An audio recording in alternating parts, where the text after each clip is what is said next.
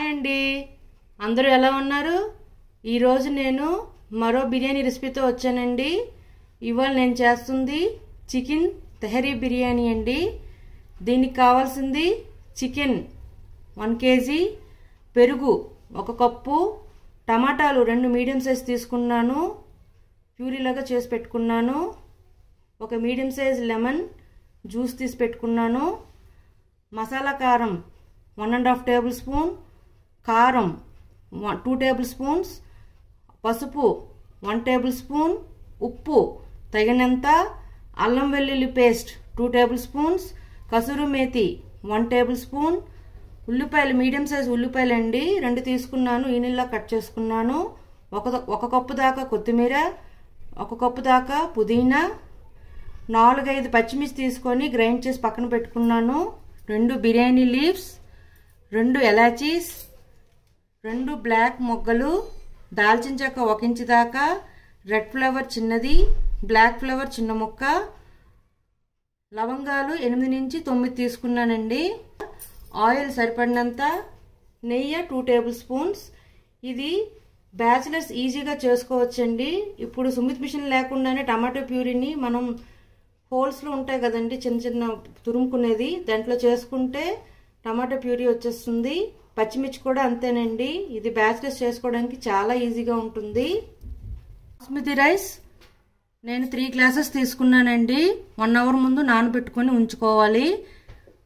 3 glass రైస్కి 1 గ్లాస్కి 1 glass basmati రైస్కి 1.5 గ్లాస్ వాటర్ చొప్పున 3 గ్లాస్ రైస్కి యాడ్ చేసుకోవాలండి. ఇప్పుడు పొయ్యి మీద కుక్కర్ పెట్టుకొని 2 table spoons oil, 2 tablespoon ghee వేసుకున్నాను. అది వేడెక్కాక 2 బిర్యానీ లీవ్స్, 2 బ్లాక్ మరాఠీ మొగ్గలు, ఇలాచీస్ 3, రెడ్ ఫ్లవర్ చిన్న ముక్క, దాల్చిన చెక్క 1 ఇంచు దాకా, బ్లాక్ ఫ్లవర్ చిన్న ముక్క, లవంగాలు 7 నుంచి 8 తీసుకున్నాను. ఇవన్నీ ఫ్రై అయ్యాక ఆనియన్స్ వేసి ఫ్రై చేసుకోవాలి. ఇవి ఫ్రై అయ్యాయి. ఇప్పుడు దీనిలో మనం ముందుగా కోసి పెట్టుకున్న ఉల్లిపాయ ముక్కల్ని వేసేస్తున్నాను.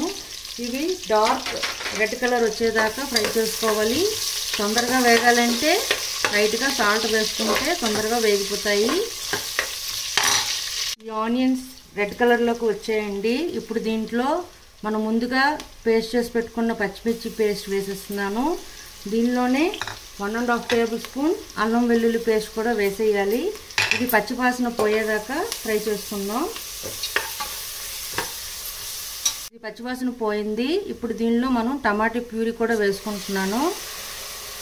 ఇది వేగిందని తెలియడానికి ఆయిల్ పైకి తేలాలండి, అప్పుడే మనకు సరిగా వేగిందని తెలుస్తుంది. దీనిలోనే కొత్తిమీర, పుదీనా కూడా వేసేస్తున్నాను.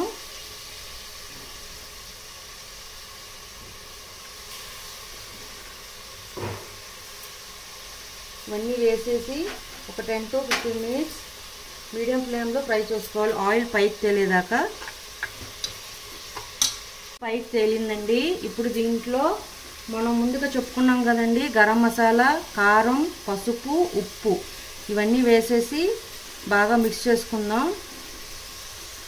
5 మినిట్స్ తర్వాత చికెన్ యాడ్ చేసుకోవాలి. ఈ మసాలాలన్నీ బాగా పట్టేదాకా కలుపుకుందాం. ఒక 10 మినిట్స్ తర్వాత కర్డ్ యాడ్ చేసుకోవాలి. ఇది సింపుల్ అండ్ ఈజీ ప్రాసెస్ అండి, బ్యాచిలర్స్ అయినా చేసుకోవచ్చు. ఇది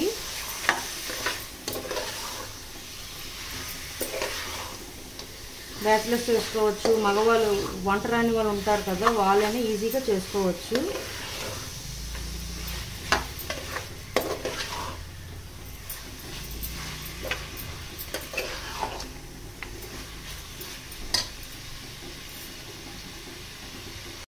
పట్టాయండి.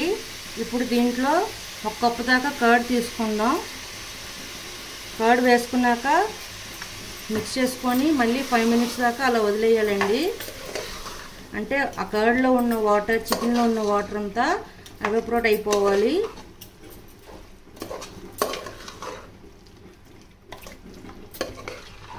దీనిలోనే కసూరి మేతి కూడా వేసేస్తున్నాను. ఎక్కువగా వేయకండి, చేదు వస్తుంది. అందుకే నేను 1 టేబుల్ స్పూన్ దాకా తీసుకున్నాను.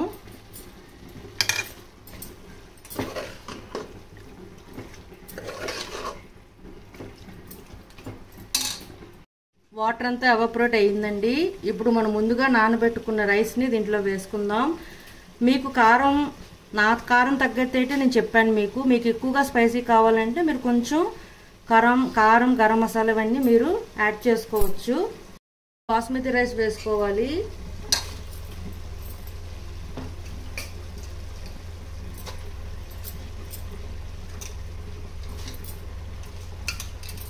ఇది డైరెక్ట్గా కూడా వండుకోవచ్చండి. కుక్కర్లోనే ఉండాలని రూల్ ఏమీ లేదు.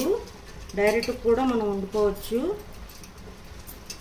దానికి తగ్గట్టుగా వాటర్ వేసుకొని స్లో ఫ్లేమ్లో పెట్టుకొని ఉడికించుకుంటే, ముందు చికెన్ ఉడికాక బియ్యం వేసుకొని అప్పుడు మనం దానికి తగ్గట్టు వాటర్ వేసుకొని డైరెక్ట్గా ఉడికించుకోవచ్చు. కుక్కర్తో పని ఉండదు.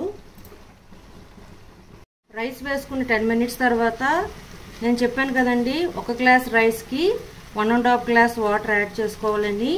ఆ వాటర్ యాడ్ చేసిస్తున్నాను. నేను 2.5 గ్లాస్ రైస్ తీసుకున్నా.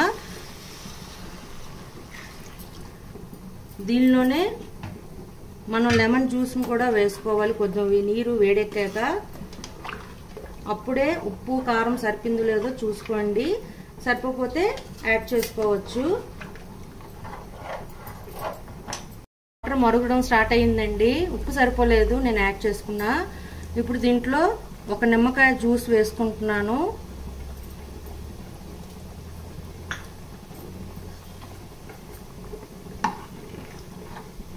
చూడండి, ఈ విధంగా వచ్చేదాకా ఉంచుకొని ఇప్పుడు కుక్కర్ క్యాప్ పెట్టేసుకోవాలి. నేనైతే 3 విజిల్స్ తీసుకుంటున్నా.